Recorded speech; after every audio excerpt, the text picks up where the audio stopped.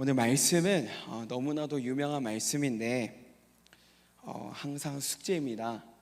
너무 뻔한 스토리를 들고 왔을 수도 있지만 우리에게 너무나도 필요한 말씀 같고 어쩌지? 라는 고민 가운데 하나님께 기도로 준비하였습니다. 많은 은혜 되기를 간절히 소원합니다. 1950년대에 타임지, 여러분 타임지 아시죠? 그리고 굉장히 유명한 잡지 라이프도 있어요. 이 두 잡지에 10페이지 이상 소개될 정도로 굉장히 큰 이슈가 하나 있었는데 1950년대에 미국 일리노이주 휘턴에 위치한 휘튼 대학교를 졸업하고, 근데 그냥 졸업한 게 아니라 수석으로 졸업을 한 짐 엘리엇이라는 사람이 있었는데, 이 사람이 수석으로 졸업했기 때문에 그때는 50년대에 대학을 나오기 힘든 시기잖아요.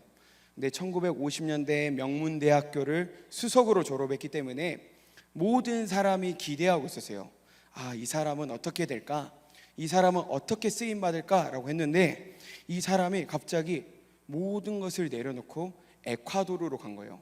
근데 에콰도르 어디로 가냐? 아마존으로 갔습니다. 지금도 아마존은 열대우림이고 아무것도 없는 동네인데 그분이 열대우림 에콰도르로 가서 내가 그 복음을 모르는 한 민족인, 아주 소수 민족인, 그렇지만 식인을 한다고 소문난 갑자기 민족 이름이 생각이 안 나는데, 하여튼 그 민족이 있는데 그 민족에게 복음을 전하러 갑니다. 근데 그 민족이 500명, 1000명, 2000명, 5000명이면 이해를 해요. 그런데 전체 아이까지 다 합쳐도 50명이 되지 않는 그 민족을 위해서 엘리엇이라는 사람이 그 아마존으로 갑니다. 그런데 가자마자 비행기에서 내려서 짐을 풀고 있는데 그 식인 민족들에게 공격을 당해서 그 자리에서 죽습니다. 그런데 타임지와 라이프지에서 난리가 난 거예요. 왜냐? 그들이 발견되었는데 그들의 손에 권총이 있었어요. 그들의 호주머니에도 권총이 있었는데 그들이 화살도 쏘는 민족도 아니고 창을 들고 오는 민족이기 때문에 권총으로 방어를 하려고 마음을 먹었으면 충분히 방어할 수 있었음에도 불구하고 그들이 총알 한 발도 사용하지 않고 그대로 다 5명이 죽는 일이 있었습니다. 그래서 타임지에서 이게 무슨 낭비냐, 오늘 제목처럼 What a waste 라는 제목으로 10페이지 넘게 정말 이들이 복음을 전하는 방법이 맞냐, 미국에도 여전히 예수를 모르는 사람들이 많은데 거기에 가서 이렇게 복음 한번 제대로 증거하지 못하고 그들의 죽는 것이 맞냐라고 이야기를 했습니다. 세상은 그 깊은 것을 이해하지 못해요. 우리가 토요일마다 리더 모임 오고 홀세 오고 수요일날 모이고 새벽마다 모이고 금요차라 모이고 할 때 사람들은 우리에게 손가락질합니다. 너희들 정말 준비해서 그 너희들의 인생을 위해 쓰임받아야 될 이 청춘의 시기에 건강하고 젊을 때 튼튼할 때 몸 건강할 때 놀아야지, 너희들 왜 이러고 있냐라고 세상은 끊임없이 이야기하고 있습니다. 우리 어제 해보는 기도 했잖아요. 끝까지 다 했잖아요. 그쵸? 아닌가요? 네. 해보는 기도하면 피곤합니다. 하루에 저 오늘 한 3시간 잤나? 2시간, 3시간밖에 자지 못하고, 그렇지만 기도하면 기도할수록 깨달아지는 것이 뭐냐면 내가 예수 믿구나. 내가 예수 믿구나. 내가 하나님 앞에 기도할 수 있구나. 여러분 한번 생각해 봐요. 기도하는 사람이 힘들까요? 기도를 받아주는 사람이 힘들까요? 기도를 하는 사람을 일단 던지면 되는데 기도를 받는 사람 그거 응답해 줘야지, 뭔가 행동해 줘야지. 기도를 하는 사람보다 기도를 받는 분이 훨씬 더 힘든데 하나님 뭐라 했냐면 쉬지 말고 기도하라. 내가 너의 기도에 응답해 줄게 라고 말하는 그 하나님의 그 놀라운 세계는 이 세상이 알 수도 없고 깨달을 수도 없습니다. 그런데 오늘 말씀과 관련된 게 요한복음 12장 1절로 8절 말씀에 나옵니다. 우리 요한복음 12장 1절 말씀 우리 다 같이 한번 읽어보겠습니다. 6월절 엿새 전에 예수께서 베다니에 이르시니 이곳은 예수께서 죽은 자 가운데서 살아나신 나사로가 있는 곳이라. 6월절 날 예수님께서 십자가에 못 박혀 돌아가셨어요. 그러면 지금 있었던 일은 언제냐? 예수님께서 돌아가시기 6일 전에 있었던 내용이다라고 성경은 이야기하고 있습니다. 그래서 예수님은 베단이라는 마을에 초대받아서 잔치 중에 있었어요. 근데 그곳에 잔치가 있었던 이유가 뭐냐면 예수님께서 죽은 나사로를 살려서 그 나사로라는 그 가족이 예수님을 위해서 잔치를 벌였어요. 그러면 많은 사람들이 그것을 통해서 예수를 믿게 됐는데 왜 믿게 되었냐? 나사로라는 사람은 분명히 죽었어요. 그리고 무덤에도 묻었고 3일이 지난 상태였어요. 그러면 이미 시체가 썩었을 것이고 그 모든 마을 사람들이 다 지켜봤어요. 근데 예수님이 와서 기도해주고 나사로야 일어나라 라고 했을 때 그분이 살아서 무덤에서 그 돌을 열고 무덤에서 나오는 한 번도 보지 못했던 어마어마한 일을 그들의 눈으로 목격을 한 거예요. 그래서 그 마을 사람들이 예수님을 위해서 잔치를 베풀었는데 그러면 가운데 센터에 누가 앉아 있을까요? 당연히 예수님하고 나사로가 앉아 있겠죠. 그럼 예수님과 나사로가 앉아서 아마 이렇게 했을 거예요. 여기도 이분이 예수님이고 이 사람이 죽었다 살아난 그 사람이구나 라고 하면서 주인공이 누구죠? 예수님하고 나사로예요. 근데 뜬금없이 마리아가 와서 어떤 일을 하냐면 향유를 원래 이렇게 한 방울씩 똑똑 떨어뜨리는 그런 향유예요. 왜 그러냐면 이게 너무 비싸요. 한 병이라고 해봤자 이거보다도 절반도 안 되는 아주 작은 건데 거기서 한 방울씩 똑 나오는 거예요. 근데 이것을 입구를 돌로 깨버리고 그것을 부어버리는 거예요. 근데 보통 머리에다 붓는데 마리아는 어떻게 했냐면 발에다가 붓는 거예요. 그리고 자기 머리로 예수님의 발을 이렇게 닦아주잖아요. 그거는 한 번도 그들의 문화 속에서 있었던 일이 아니에요. 우리도 낯설지만 이것은 그들에게도 낯선 일이에요. 젊은 여인에게서 누군가의 머리카락에 발냄새가 난다는 것은 굉장히 수치스럽고 이것은 상상할 수 없는 일임에도 불구하고 마리아가 그것을 행했던 이유가 있어요. 그래서 제가 고민을 했어요. 왜 이런 일을 했을까? 어쩌면 아버지 같은 큰오빠가 예수님으로 인해 살아났기 때문에 어쩌면 감사헌금인가? 우리 오빠 살려주셔서 감사합니다 라는 내용인가? 라고 저도 생각을 했어요. 그래, 그 정도면은 그럴 수 있나 보다 라고 생각을 했어요. 왜 그러냐면 제가 전도사 1학년 때 저희 아버지께서 간암 말기에 폐암에 위암에 온갖 장기로 암이 다 전이가 돼 있었어요. 그래서 의사가 뭐라 했냐면 오래 살아야 3개월 살 것 같습니다. 그래서 죽음을 준비해야 됩니다 라고 했고, 그래서 저희 가족은 죽음을 준비하고 있었는데 아버지께서 이겨내시는 거예요. 근데 어떻게 하냐? 하나님께 기도하시는 거예요. 그래서 하나님의 은혜로 다 물론 암에서 살아나는 건 아니겠지만 하나님의 특별한 은혜로 저희 아버지께서는 암이 치유가 되고 지금도 시골에서 사역하고 계시는데, 목회하고 계시는데, 그때 그 기쁨은 이루 말할 수 없어요. 어쩌면 이별해야 되겠다라고 생각하고 있었는데 그분이 살아서 돌아오시니까 너무나도 행복한 거예요. 그러면 그때 그 기분으로 감사헌금 했나? 라는 생각이 드는 거예요. 그런데 도저히 이해가 안 되는 게 뭐냐면 그때도 돈이 있었어요. 돈이 있었으면은 그 돈으로 300데나리온이라고 했잖아요. 그러면 지금으로 환산하면 3천만 원 이상인데 3천만 원 이상을 가져와서 예수님 먹고 싶은데 쓰세요. 예수님 사역하는데 쓰세요 라고 해도 되는데, 아니면 향유를 들고 와서 향유를 예수님께 드려도 되는데 향유를 깨뜨려서 예수님께 붓는 거예요. 이거는 도저히 이해가 안 됐어요. 그런데 오늘 말씀에 보면은 가룟 유다가 그 냄새를 맡고 바로 아는 거예요. 이것은 순전한 나드 한근 그거 아니에요? 그러면 300데나리온 이상일 텐데 뭐야 이렇게 쓴 거야? 라고 하면서 우리 4절로 5절 말씀 한번 읽겠습니다. 제자 중 하나로서 예수를 잡아줄 가룟 유다가 말하되 이 향유를 어찌하여 300데나리온에 팔아 가난한 자들에게 주지 아니하였느냐 하니, 300데나리온이라고 하잖아요. 가룟 유다가 예수님을 팔았습니다. 예수님을 팔았을 때 은 30냥에 팔았다고 했는데 그걸 데나리온으로 계산하면 얼마나 될까요? 100데나리온이요. 그러면 성인 남자를 노예로 팔아도 100데나리온인데 이 향유가 몇 데나리온이에요? 300데나리온이에요. 그러면 굉장히 큰 돈이요. 그런데 가룟 유다처럼 생각할 수도 있어요. 가룟 유다는 뭐라고 생각했냐면, 이것을 돈으로 환산해서 사역을 위해서 쓰고 가난한 자를 위해서 쓰면은 얼마나 많은 사람들을 도와줄 수 있겠냐. 근데 너는 왜 이렇게 쓰냐라고 하면서 What a waste 라고 말하는 것처럼 똑같은 이야기를 가룟 유다는 이야기하고 있습니다. 여러분, 그런데 우리도 가룟 유다처럼 생각할 수도 있어요. 이거 이렇게 쓰는 게 맞는 건가? 이거 정말 맞는 건가? 라고 하지만 가룟 유다는 우리가 알다시피 예수님을 판 사람이에요.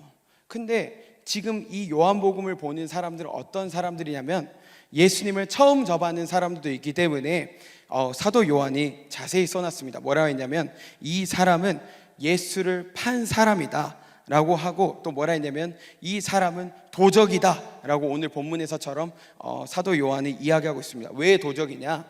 만약에 300데나리온이 현금으로 들어왔으면 그 중에 얼마를 자기가 먹고 나머지만 사역비로 쓰는 횡령의 사건이 처음부터 꾸준히 계속 일어났어요. 에이, 가룟 유다 나쁜 놈, 원래 가룟 유다 나쁜 놈이야 라고 생각할 수 있지만, 여러분, 우리가 기억해야 될 게 뭐냐면 예수님을 만나기 3년 전에 이 가룟 유다는 정말 12제자가 있는 게 아니라 800제자, 1500제자, 그렇게 굉장히 많은 무리가 있었는데 그 중에 소수만 12제자가 됐어요. 그 이 12제자는 굉장한 헌신도가 있어야 예수님께 선택받아서 12제자가 된 거예요. 그 안에 가룟 유다가 있었다는 말은 무엇이냐? 처음에는 예수님에 대한 헌신이 있었어요. 때때로 자기 가족을 만나지 못하고 자기 집을 가지 못하더라도 예수님과 함께라면이란 그것으로 만족했던 사람이었어요. 그런데 어느 순간 내가 더 많이 드리고 있네, 내가 더 많이 헌신하고 있네 라는 마음이 드니까 몸은 예수님과 함께 있고 몸은 예수님과 동행하고 있지만 마음은 예수님께서 떠난 것을 볼 수 있습니다. 우리도 지금 혹시 리더로 섬기고 있고 우리가 예배자의 자리에 앉아 있지만 내 마음이 예수님의 마음이 안 느껴지고 내 마음이 예배 감격이 없다면은 오늘 이 본문은 뭐라고 하냐면 너 점검해야 되지 않겠니? 너 돌아와야 되지 않겠니? 라고 오늘 성경 말씀은 우리에게 이야기하고 있습니다. 우리 5절 말씀 다 같이 한 번만 읽어보겠습니다. 이 향유를 어찌하여 300데나리온에 팔아 가난한 자들에게 주지 아니하였느냐? 그래서 사도 요한은 이 무슨 비합리적인 일이냐 라는 생각이 이미 머릿속에 들어왔고, 그래서 6절 말씀 다 같이 한번 읽어보겠습니다. 이렇게 말하면 가난한 자들을 생각함이 아니요 그는 도둑이라 돈괴를 맞고 거기 넣는 것을 훔쳐감이러라 라고 이야기하고 있습니다. 저도 작년에 이제 목사가 되었습니다. 이번에 김명준 목사님 됐잖아요. 그래서 이제 목사 안수식에 제가 갔는데 자꾸 작년이 생각이 나는 거예요. 나는 목사가 됐을 때 하나님께 뭐라고 기도했었냐면, 하나님, 남들이 가기 싫어하는 곳 주님이 가라고 하면은 저 갈게요. 주님, 정말 사역하다가 주님 빠진 사역하지 않고 예수님 사랑하는 마음으로 사역할게요. 힘들고 지치더라도 예수님 바라보고 그 길 갈게요. 주님 끝까지 완주할 수 있도록 도와주세요 라고 그렇게 기도를 했는데 어느 순간 저의 초심이 많이 사라진 거예요. 힘들다고 투덜거리고 왜 이렇게 피곤하냐고 투덜거리고 사역이 안 돼서 막 투덜거리고 내 입에 투덜거림이 맞는데, 사실 이 본문이 뭐냐면 제가 총신대 신학대학원 갔을 때 처음에 들었던 설교 말씀이에요. 그래서 우리가 전도사님들 여러분들이 가룟 유다가 아닌지 확인해 보세요 라고 목사님이 설교를 했는데 그 말씀이 생각이 나서 저도 오늘 이 말씀을 들고 여기에 왔습니다. 그래서 근데 이 마리아는 사실 굉장히 좀 특이한 사람이에요. 왜 특이한 사람이냐면 우리가 지금 요한복음 12장을 봤지만 요한복음 10장 11장에서 어떤 내용이냐면 예수님이 항상 여리고를 갔다가 갈릴리를 갔다가 예루살렘에 올 때 어디를 머무냐면 베다니를 머물렀어요. 근데 그 베다니에 뭐가 있냐면 바로 이 마리아의 집이 있었어요. 그래서 항상 마리아의 집에서 쉬었다가 예루살렘 가고 다른 지방 가고 이런 일이 있었는데, 그래서 마리아, 마르다, 그 다음에 나사로는 생각했던 거예요. 아, 우리는 그래도 예수님이랑 친하겠지? 그래도 우리가 예수님과 함께 있으니까 너무 좋다라는 마음이 있었는데, 나사로가 갑자기 어느 날 시름시름 앓다가 죽어가는 거예요. 그래서 마리아랑 마르다가 사람을 보내요. 예수님, 우리 오빠 나사로가 위험합니다. 빨리 와주세요. 빨리 와주세요. 그런데 예수님이 안 오시는 거예요. 그러면 마리아랑 마르다가 무슨 생각을 하냐면, 나는 예수님이랑 친하다고 생각했는데, 나는 예수님께 이 정도 부탁은 해도 되는 줄 알았는데, 우리와 똑같아요. 예수님께 기도했는데 예수님께서 오시지 않는 거예요. 그러면 마르다랑 마리아랑 무슨 생각을 했냐면, 설령 예수님이 오시지 않더라도 예수님의 말씀 한마디면 충분히 나을 수 있는데 왜 우리 오빠는 낫지 않고 죽었지라는 마음이 있었어요. 그래서 그 오빠가 죽고 3일이 지난 다음에 예수님이 그제서야 베다니로 오시는 거예요. 그런데 이 마르다는 예수님이 베다니 입구에 왔다는 말을 듣고 달려가요. 그리고 울면서 말해요. 예수님, 조금만 빨리 와주시지 왜 이제 왔어요? 라고 이야기하니까 예수님께서 바로 이야기합니다. 요한복음 11장 25절 26절 읽겠습니다. 예수께서 이르시되 나는 부활이요 생명이니 나를 믿는 자는 죽어도 살겠고 무릇 살아서 나를 믿는 자는 영원히 죽지 아니니 이것을 내가 믿느냐? 라고 이야기를 하는 거예요. 뭔 소리지? 그죠? 지금 오빠가 죽었고 너무 상심이 큰데 예수님께서 그러는 거예요. 예수님이 이미 마르다에게 알려줬어요. 마지막 날이 되면은 모두 다 부활한다 라는 것을 이야기해 줬어요. 그런데 예수님이 이야기하는 거예요. 내가 부활할 것처럼 너희 오빠도 부활할 거야. 내가 하나님이라는 것을 드러낼 거야 라고 이야기를 하는데, 이 마르다는 이해하지 못했어요. 그리고 마르다가 다시 집으로 들어가서, 마리아야, 너가 서운하지만, 너가 마음이 아프지만 그래도 예수님 왔으니까 예수님 만나러 가야지. 예수님 만나러 가자. 그리고 언니가 그 동생을 데리고 예수님 앞에 가요. 근데 마리아는 마음으로 삭히는 사람인가 봐요. 저 같은 사람은 마르다 같아서 일단 말하고 봐야 되는데 말을 못하는 거예요. 그래서 예수님을 보면 어떻게 하냐면 갑자기 울어요. 예수님, 그리고 울어요. 그런데 예수님이 그 마음을 아는 거예요. 예수님, 내가 그렇게 오빠 살려달라고 사람 보냈는데, 내 예수님께 기도도 했는데 예수님 왜 안 오셨어요? 예수님 왜 우리 오빠 안 살려주셨어요? 라는 그 마음을 예수님이 읽었던 것 같아요. 그래서 예수님이 같이 울어요. 그 마음을 알기 때문에, 안타깝기 때문에. 예수님은 우리 아픔에 공감해 주시는 분이신 줄 믿습니다. 아멘. 왜 이렇게 피곤합니까? 네. 힘내세요. 알겠죠? 화이팅! 네. 그래서 어떻게 되냐면은 가요. 그래서 그 오빠를 살려내죠. 그리고 예수님은 또 예수님의 사역이 있기 때문에 그 베다니를 떠납니다. 그런데 어떤 내용이 나오냐면, 아마도 마르다가 마리아에게 이야기한 거예요. 우리 요한복음 11장 25절로 26절 다시 한번 읽겠습니다. 예수께서 이르시되 나는 부활이요 생명이니 나를 믿는 자는 죽어도 살겠고 무릇 살아서 나를 믿는 자는 영원히 죽지 아니하리니 이것을 내가 믿느냐? 라고 이야기하는 거예요. 그래서 오빠가 살아났어요. 여러분, 죽은 자가 살아났어요. 예수님이 나는 부활이요 생명이니 내가 그것을 믿느냐라고 했는데, 진짜 믿으니까 누구죠? 나사로가 살아났어요. 그리고 마르다가 다시 마리아에게 이야기하는 거죠. 사실 너 삐져 있을 때, 너 삐져서 예수님 만나러 가지 않았을 때 어떤 일이 있었냐면은, 예수님이 나에게 오시지 않는 이유를 말해줬는데, 예수님이 본인이 부활이래. 죽은 사람도 살릴 수 있대.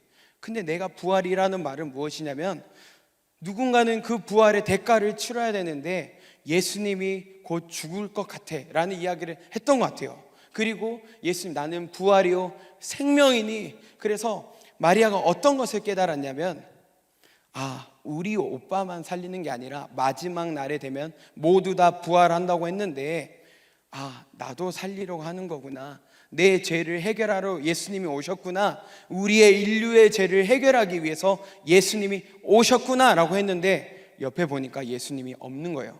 예수님이 사역을 하러 가신 거예요. 그런데 오빠가 이야기를 해요. 우리 마을에서 잔치를 할 텐데 예수님이 오신대. 그래서 축제가 열렸어요. 오빠가 살아나고 죽은 사람이 살아났고 정말 예수님이 하나님의 아들이라는 것을 증명했기 때문에 축제가 일어났는데, 마리아가 예수님 앞에 설 자신이 없는 거예요. 예수님 앞에 서려고 하면은 계속 눈물이 나고, 예수님이 십자가를 향해서 가는구나, 예수님이 죽음을 향해서 가는구나 라고 하는 것이 느껴지기 때문에 마리아는 너무나도 괴로운 거예요. 그래서 본인은 그런 예수님의 마음도 모르고 예수님께 삐져 있고, 예수님이 마을 입구까지 왔는데 그 예수님, 우리 오빠 살려주지 않는 예수님 만나기 싫다고 가지 않는 그것이 너무나도 괴로워서, 지금 주인공은 누구냐면은 사실 죽었다 살아난 나사로와 예수님이 주인공임에도 불구하고 본인이 어떻게 하냐면 정말로 이 3천만 원어치 되는 이 향수가 아깝지 않는 거예요. 왜? 그분이 나를 위해 십자가를 지러 가는 거구나 라는 걸 깨닫기 때문에, 원래 보통 한 방울씩 똑똑 떨어뜨리지만 어떻게 하냐면 돌을 가져와서 그걸 깨버리고 대리석으로 돼 있는데, 최고급 대리석으로 돼 있대요. 그래서 옥합이라고 하잖아요. 그 대리석을 깨고 그 다음에 예수님께 아낌없이 부어드리고 자기 머리카락으로 그 예수님의 발을 씻어주는 거예요. 물을 통해서 정말 VIP 귀한 손님이 오면 발을 씻어주는 문화가 있긴 있었어요. 근데 어느 누구도 향유를 가지고 와서 발부터 몸을 씻겨주는 문화는 없었어요. 그런데 어떤 문화가 있냐, 왕이나 귀족이나 귀한 사람들이 장례를 치를 때 이 향유로 닦아주는 게 있어요. 그래서 이 마리아의 마음을 예수님이 안 거죠. 사무엘에 보면 이런 말 있잖아요. 사람은 외모를 보거니와 하나님은 중심을 보시느니라 라는 말씀이 있어요. 사람은 외모밖에 보지 못한다라는 뜻이에요. 그 히브리어 원어를 보면. 하지만 하나님은 외모뿐만 아니라 중심도 볼 수 있다라는 말이에요. 그 말은. 그래서 내가 중심을 보고 다윗 왕을 뽑겠다라고 이야기한 것처럼, 여러분, 예수님은 우리의 마음을 보고 계신 줄 믿습니다. 예수님은 우리의 마음을 보세요. 그게 더 무서워요. 행위만 보면 바리새인처럼 겉모습만 그럴듯하게 하면 되지만, 하나님은 우리의 중심을 보시는 분이에요. 그래서 아무도 마리아의 마음을 알지 못할 때 예수님은 말하는 거죠. 사실 마리아는 나의 장래를 위해서 지금 이렇게 하고 있는 거야 라고 하는데, 아무도 이해 못하고, 다른 성경 말씀을 보면 예수님의 제자들끼리 싸웠대요. 왜 싸웠냐? 그 귀한 거 저렇게 깨뜨리기 전에 말렸어야지 왜 말리지 못했냐? 그리고 예수님의 제자들끼리 싸웠대요. 그래서 세상에 속한 사람은 하나님의 일을 보지 못하고 하나님의 일이 어리석어 보이고, 그래서 말하는 게 what a waste, 이게 무슨 낭비인가 라고 이야기할 수밖에 없는 거죠. 그런데 여러분, 진짜 희생한 사람은 누구죠? 마리아가 제일 큰 희생을 했나요? 마리아가 제일 큰 희생을 했나요? 마리아가 제일 큰 희생을 한 게 아니라, 여러분 진짜 이 시간에 깨어 있어야 됩니다. 진짜 희생한 사람은 누구냐면 예수님이세요. 예수님이 십자가에서 본인의 몸을 깨뜨린 거예요. 그래서 그 본인의 몸이 깨어질 때 예수님의 보혈이 흘러나온 거예요. 그 보혈이 흘러나와서 그 보혈의 은혜로 우리가 살게 된 줄 믿습니다. 그래서 마리아가 향유 옥합을 드린 게, 우리는 비싼 거 왜 이렇게 일시불로 드리지 이렇게 생각할 수 있지만, 우리에게 진짜 중요한 건 뭐냐면 예수님이 우리를 위해서 죽어주셨다는 것은 이 향유로 되는 게 아닙니다. 하나님이 우리를 위해서 십자가를 져주셨다. 이것은 어마어마한 일이라는 것을 우리가 기억해야 됩니다. 그래서 짐 엘리엇이 죽었어요. 남편이 죽은 것도 속상한데, 그 아내가 엘리자베스 엘리엇인데 남편의 일기장을 보니까 뭐라고 써 있냐면은, 영원한 것을 얻기 위해 영원하지 않는 것을 버리는 자는 결코 바보가 아니다 라고 써져 있는 거예요. 영원한 것을 얻기 위해 영원하지 않는 것을 버리는 자는, 그건 대단한 사람이지 바보가 아니다 라고 이야기하고 있어요. 그래서 본인이 어떻게 했냐면, 남편이 그 50명도 안 되는 부족 사람들한테 총알이 들어있는 그 총을 보고 그 아내가 그 아마존으로 다시 가는 거예요. 본인이 가면 본인도 총 맞아 죽을 수도 있어요. 그런데 자기 딸 내려놓고 자기 혼자 가는 거예요. 그래서 그 아마존 가서 본인이 죽을 각오를 하고 남편이 다 전하지 못한 복음 내가 전해야겠다. 우리 가족의 사명이다. 그리고 가는 거예요. 갔는데 그들에게 다행히 어떤 일이 있었냐면은 여자는 죽이잖아요. 여자를 죽이면 수치스럽다라는 문화가 있어서 여자는 죽이지 않았대. 근데 거기에 5명의 선교사가 갔다고 했잖아요. 그래서 그 4명, 나머지 4명의 아내들과 함께 5명이 가서 병원 활동도 하고 그들에게 항생제도 주고 그들의 소독도 해주면서 그들에게 계속 호의를 베푸는 거예요. 그래서 거기 추장이 물어봤대. 너희들은 도대체 누구냐? 왜 우리를 자꾸 도와주냐라고 하니까 사실 우리는 너희들이 죽인 그 선교사님들의 아내다라고 이야기를 하는 거예요. 그래서 우리가 여기에 온 이유는 죽을 수도 있지만 하나님이 너희들을 사랑한다라고 말해주기 위해서, 하나님이 너희들을 포기 못한다라고 말해주기 위해서 내가 하나님의 사랑을 들고 너희에게 왔다라고 해서 결국에는 그들도 한 명도 빠짐없이 다 예수를 믿게 되고 거기서 목사가 3명이나 나왔다라는 이야기를 듣게 됐습니다. 그분의 죽음이 낭비인가요? 여러분, 짐 엘리엇의 죽음이 낭비인가요? 우리나라에 최초로 왔던 선교사님 토마스 선교사님은 우리에게 성경책만 던져주고 죽었어요. 그 사람의 죽음이 낭비인가요? 그래서 결국에는 이 엘리자베스 엘리엇이 그 타임지를 썼던 그 기자에게 찾아가서 일기장을 보여줘요. 그분은 엄청나게 고민했다. A라는 부족에게 가야 될지 B라는 부족에게 가야 될지, 나는 2살짜리 딸이 있고 내 아내가 있는데 이들을 놔두고 그들에게 가서 복음을 전해야 되는데 식인종이라는 말이 있는데 내가 그게 가는 게 맞는지 고민이 된다라는 일기장에 다 써져 있어요. 그리고 마지막에 뭐라고 써져 있냐면, 주님, 나뭇가지 같은 저에게 성령의 불을 내려주사 나를 불타오르게 하여 주시옵소서라고 그 일기장에 써져 있었어요. 그 사람은 어쩌면 자기가 죽을 것을 알면서도, 죽을 가능성이 있다는 것을 알면서도 가서 복음을 전했다라는 것을 우리가 알 수 있습니다. 저희가 지금 행축 가운데 있죠, 그렇죠? 행축 가운데 있는데 저는 한성교회 온 지 벌써 1년이 됐지만 계속 교회에만 있어서, 그리고 우리 청년들만 만나고 다녀서 생각보다 서울에 사는 지인이 별로 없어요.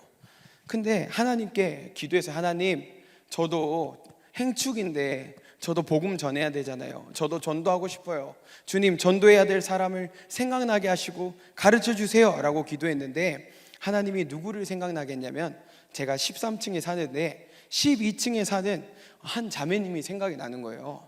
그래서 계속 기도하는데 그 자매님이 사실 누구냐면은 스님이세요. 그래서 내가 꺼려지는 거죠. 봄 행축 때도 사실 태신자로 품었었는데 전도를 못했어요. 왜냐? 여러분이 해보세요. 그러면 알게 됩니다. 망설을 지는 거예요. 그래서 전도를 못했는데 이번에 이제 다락방 신방 하잖아요. 순별로 신방을 하면서 내가 이 사람 전도할 거다, 하나님이 생각나게 한 사람들을 태신자로 품고 우리가 그들을 위해 기도하고 우리가 그들을 한번 전도해보자, 나도 이 스님을 전도할게 라고 하면서 우리 의군 사람들 한 명 한 명에 약속을 했어요. 약속을 하면 지켜야죠, 목사가. 그렇죠? 그래서 계속 이제 피하다가 어느 날 엘리베이터에서 만났어요. 그리고 엘리베이터에서 만나서, 스님 안녕하세요, 스님 제가 항상 지켜보고 있습니다, 인상이 너무 좋네요 라고 하면서 살짝 불자로 위장을 했어요. 그리고 뭐라고 하냐면, 스님 우리 식사 한번 같이 할까요? 라고 했어요. 그리고 스님이 드실 수 있는 식당으로 가겠습니다 라고 하면서 한 우동집을 갔어요. 우동집을 갔는데 제가 너무나도 불안한 거예요. 하나님이 왜 만나러 가시지? 다른 사람도 많은데 꼭 이 사람을 만나야 되나? 지금 전하는 게 맞는 건가? 라고 하는데, 제가 저번 주 월요일 날 번호를 땄는데 이 사람이 수요일 날 이사를 간다는 거예요.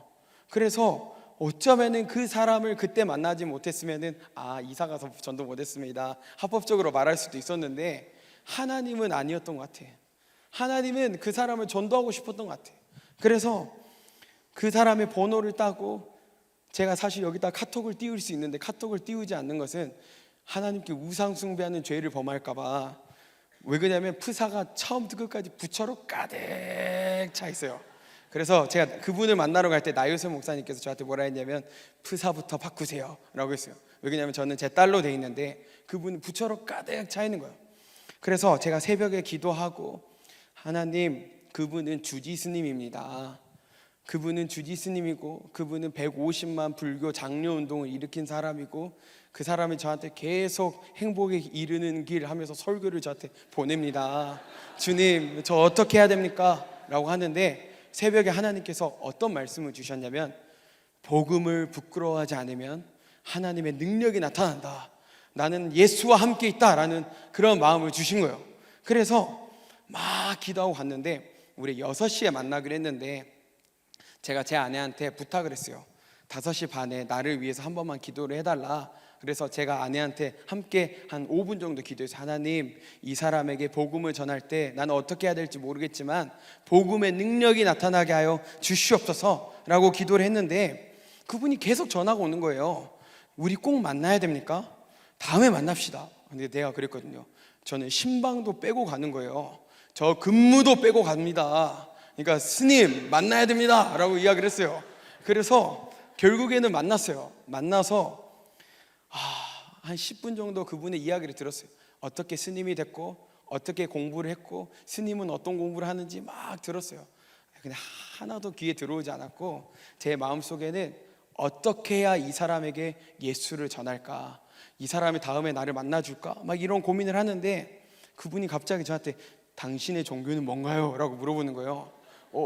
지금 스케줄상 지금 드러나면 안 되는데 라고 고민을 하는데 저는 예수 믿는 사람입니다 라니까 표정이 싹 굳어버리는 거예요. 그래서 그래도 제가 담대하게 전했어요. 제 주변에 스님이 한 명도 없었는데 스님 만나고 싶어서 왔습니다 라고 이야기하고 제가 복음을 전했어요. 스님, 하나님에 대해서 들어봤나요? 스님, 예수 그리스도에 대해서 들어봤나요? 라고 이야기하니까 그분이 뭐라고 말하냐면 본인이 28살 때까지 여의도 순복음교회를 다녔다는 거예요. 그리고 자기는 방언기도도 하고 자기도 성경도 여러 번 읽었고 자기는 찬양대도 하고 주일학교 교사도 하고 초등학교, 중학교, 고등학교 미션 스쿨을 어디 학교를 나왔다는 거예요. 근데 내가 화가 나가지고 갑자기, 그러면 왜 교회를 떠났습니까? 왜 스님이 됐습니까? 라고 말하니까 불교는 모든 생각을 내려놓는 게 행복이라고 믿는데요. 그래서 교회에서 너무나도 큰 상처를 받았는데 그 상처를 해결할 길이 없어서 그것을 내려놨습니다 라고 한 이야기를 들었습니다. 그래서 제가 이야기했어요. 스님, 지금 65세거든요 스님이 28세 때 떠났던 그 교회에 하나님이 여전히 기다리고 계십니다. 하나님이 스님을 사랑합니다. 하나님이 스님을 사랑해요 라고 이야기하니까 스님이 약간 갑자기 움찔하는 거예요. 스님도 정말로 교회를 다녔다면 그 하나님을 아실 거 아니에요? 그래서 스님이 하나님이 한 사람으로서 당신을 사랑합니다. 우리 이번에 행복한 사람들의 축제라는 거 하는데 스님도 와도 되고 신부도 와도 되고 저 이슬람교 호센이라는 사람도 데리고 왔습니다. 어느 누구든 와도 되니까 주님이래, 스님 오세요 라고 이야기를 했습니다. 그러니까 스님이 불교 대학을 가야 된다고 시간이 없다고 못 오는 거예요. 그래서 이제 막 기도하고 있는데 아마 다음 주나 다다음 주에 또 만날 것 같습니다. 네, 이제 우리 이제 마음을 좀 정리하고 기도를 해야 되는데 이 세상은 우리에게 끊임없이 이야기합니다. 어떤 것을 이야기하냐? 너희들 교회에 가서 예배 드린다고 뭐가 달라지냐? 그게 밥을 주냐? 뭘 주냐? 그리고 우리가 태신자를 품고 그들에게 복음을 전할 때 이 세상은 말합니다. 복음 전한다고 그들이 예수 믿겠냐? 그들이 듣겠냐? 그리고 만약 설령 그들이 오지 않는다 하면 What a waste! 이게 무슨 낭비냐? 라고 이야기를 합니다. 그런데 하나님은 말합니다. 잘하였도다 착하고 충성된 종아, 내가 내 자녀에게 복음을 전해줬구나. 우리가 복음을 전하는 이유는 무엇이냐? 누구보다 하나님의 마음을 알고 하나님이 그 사람 살리고 싶기 때문에 복음을 전하는 줄 믿습니다. 아멘입니까? 우리 찬양 한번 하겠습니다.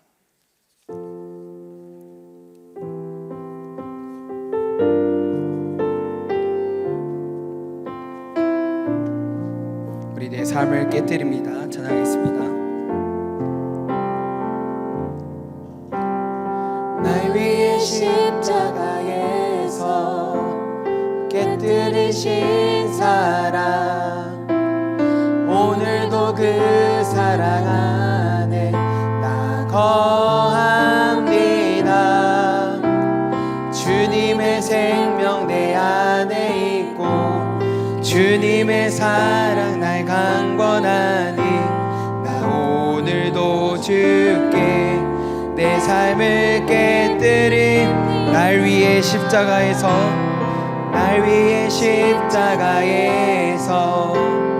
깨뜨리신 사랑, 오늘도 그 사랑 안에 나 거합니다.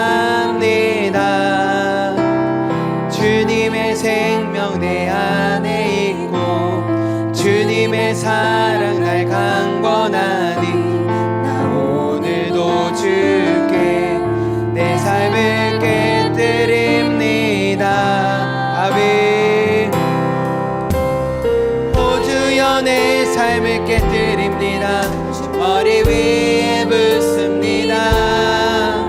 내 모든 삶과 생명을 주님 얻으소서. 오주여 내 삶을 깨뜨립니다. 머리 위에 붓습니다.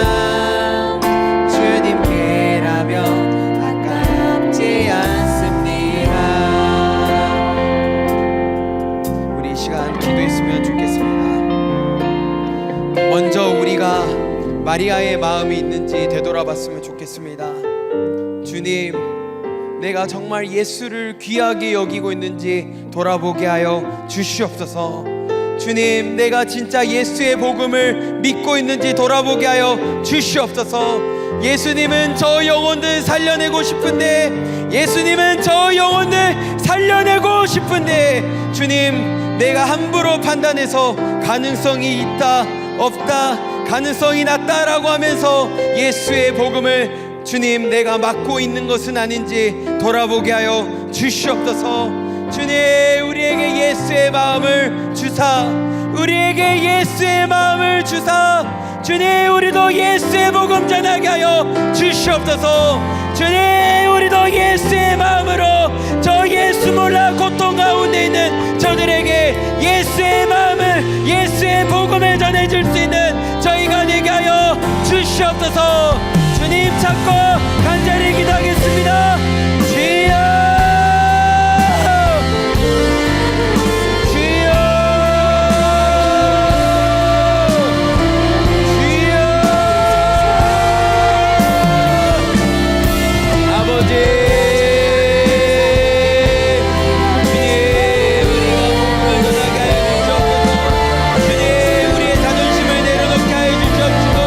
주님, 우리도 양육함을 주님께 드리는 사람이 되게 하여 주시옵소서.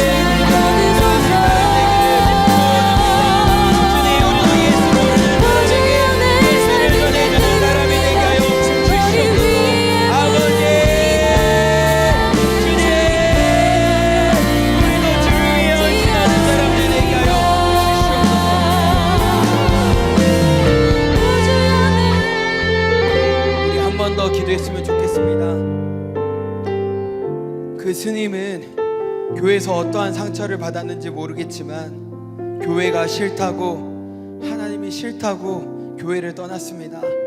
그래도 어쩌면 하나님이 계속 믿어지기 때문에 정말로 그것을 무시하면서 살았지만 하나님은 그 스님을 기다리고 있었습니다. 하나님은 그 사람이 돌아오기를 기다리고 있었습니다. 하나님은 마리아를 보고 언젠가 너도 내 마음을 알 거다라고 하면서 예수님은 기다려줬습니다. 주님, 스님도 하나님이 사랑한다면 주님, 예수 모르는 우리 엄마, 예수 모르는 우리 아빠, 예수 모르는 내 동생, 예수 모르는 내 친구, 예수 모르는 내 지인, 주님 그들에게 복음을 전해주게 하여 주시옵소서. 주님, 그들이 예수 없는 곳에서 방황하고 있는 거 모른 척하지 않게 하여 주시옵시고, 주님 그들에게 예수의 마음으로 복음 전해줄 수 있는 사람들 되게 하여 주시옵소서. 내가 품은 대신자에게 복음을 전해줄 수 있는 담대한 능력을 주시옵소서. 우리가 복음을 제한하지 않게 하여 주시옵시고, 우리가 복음을 부끄러워하지 않게 하여 주시옵시고, 그 복음의 능력이 그 영혼을 살려낼 수 있도록 우리가 그 복음을 전해줄 수 있는 사람이 되게 하여 주시옵소서. 주님 찾고 기도하겠습니다.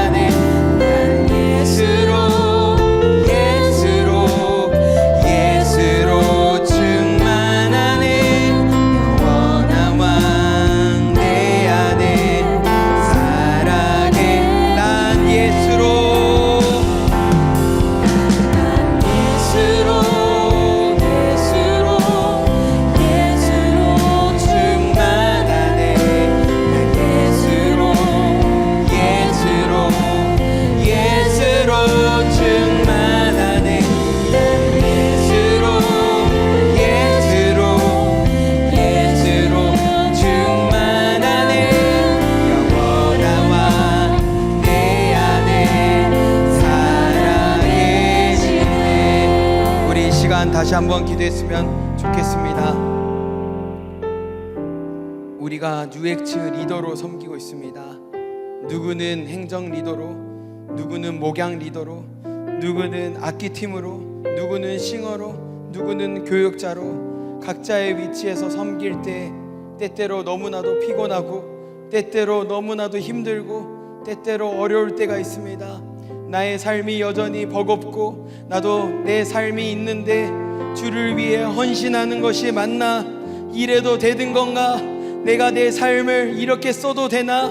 내가 값어치 있게 내 삶을 사용하고 있는가? 라는 의심이 들 때 있습니다. 세상은 우리에게 왜 너의 삶을 그렇게 사용하느냐고, 왜 너의 삶을 낭비하느냐고 우리에게 말하지만, 주님, 우리가 주님의 음성을 듣게 하여 주시옵소서. 주님, 이 세상에서 값어치 있는 것은 눈에 보이지 않는 영원한 것이라는 것을 기억하게 하여 주시옵소서.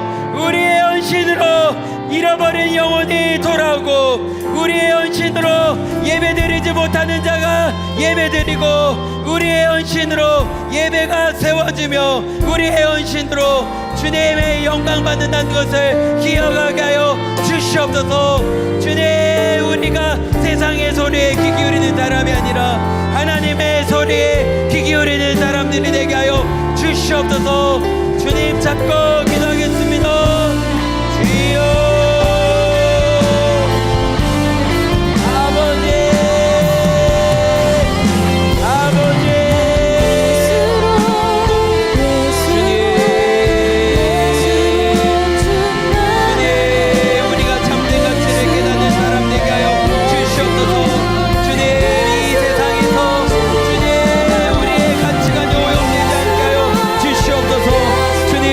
예수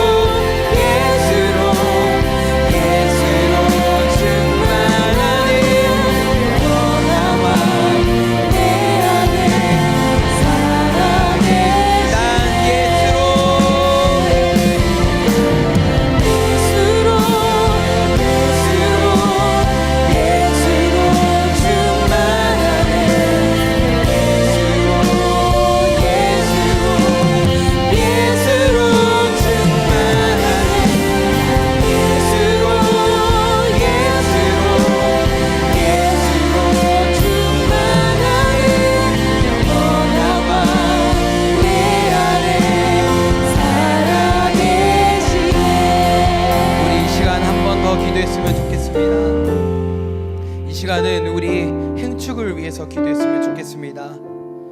뮤지컬이 다가오고 있습니다.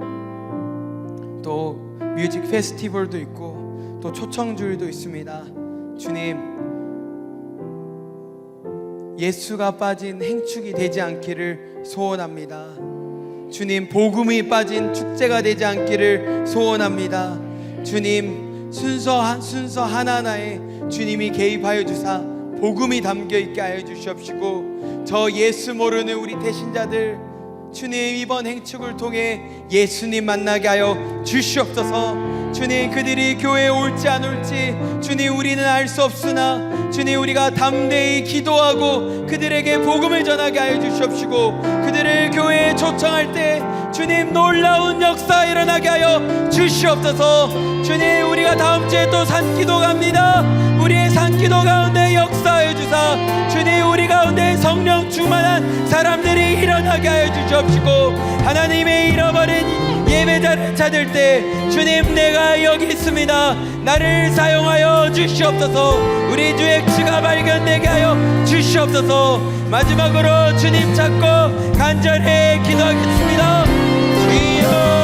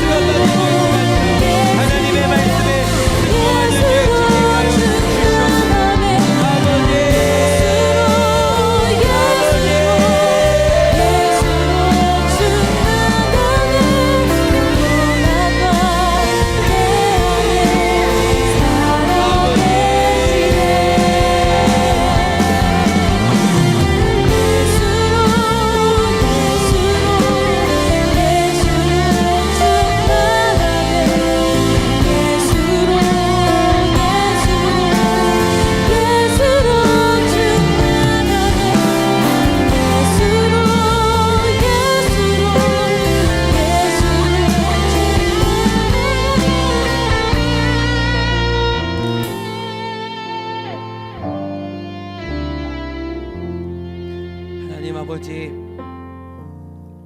주님, 우리가 영원한 가치를 알게 해주셔서 감사합니다. 진정한 가치를 알게 해주셔서 감사합니다. 주님, 우리가 예수를 만난 사람들입니다. 마리아도 예수님 만났을 때 주님 헌신했던 것처럼 주님, 우리도 헌신하는 사람들 되게 하여 주시옵소서.